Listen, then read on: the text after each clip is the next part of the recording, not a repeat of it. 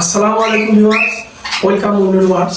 যে বিষয়ে আপনাদের সাথে কথা বলবো সেটি হলো আমার পাখির খামারের প্রত্যেকটা পাখি আলহামদুলিল্লাহ ব্যাপক পরিমাণে অ্যাক্টিভ ছিল, খুব সুন্দর বডি ফিটনেস ছিল এবং পাখিগুলা মোটামুটি অনেক সুস্থ সবল ছিল। সেই পাখি আমি একটি ভুল করার কারণে আমার পাখিগুলো সব নষ্ট হয়ে গেছিল, কালারগুলো নষ্ট হয়ে গেছিল, পাখির বডি ফিটনেস নষ্ট হয়ে গেছিল। এক কথা বলতে চলে প্রায় সবগুলো পাখি অসুস্থ হয়ে গেছিল।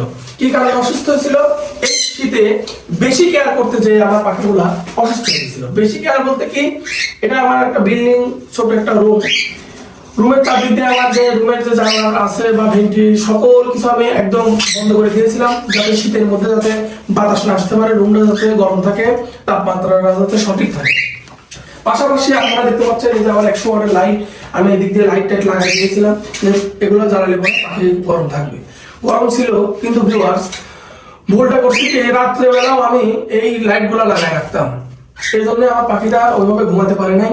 পাখিদের ঘুমানোর দরকার ছিল, পাখিদের ঘুমের প্রয়োজন ছিল, মানুষের মতো পাখিদেরও ঘুমের প্রয়োজন হয়।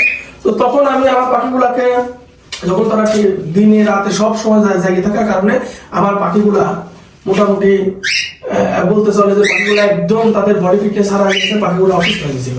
তো পরবর্তীতে যখন আমি নিজেই বুঝতে পারলাম যে পাখি পালন করতে গেলে আসলে রাত্রেবেলা তাদের ঘুমাতে দিতে হবে, লাইট জ্বালা রাখা যাবে না, এগুলো যখন বুঝতে পারলাম, তো তখন আমি পাখিদেরকে আবার মেডিসিন দিয়ে তাদেরকে বডি ফিটনেস মোটামুটি একটি কন্ট্রোলের মধ্যে আনার পরে এখন আমি রাত্রেবেলা যতই শীত পড়ুক সারাদিন আমি 100 ওয়াটের লাইট লাগায় রাখি, রুমটা গরম রাখি, রাত হলে পরে আমি বন্ধ করে দিই। আসলে পাখির ঘুমের দরকার আছে, আপনারা কেউ ভুল করবেন না।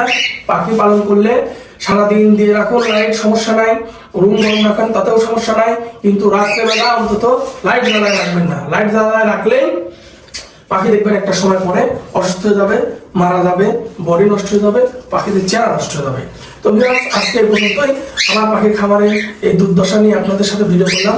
আপনারা যদি কেউ কখনো যদি এমন কোনো ডিসিশন নিয়ে থাকেন, তাহলে আপনারা এই ডিসিশন থেকে বের হয়ে আসুন। এটি অত্যন্ত পাখির জন্য খারাপ হবে। আসসালামু আলাইকুম।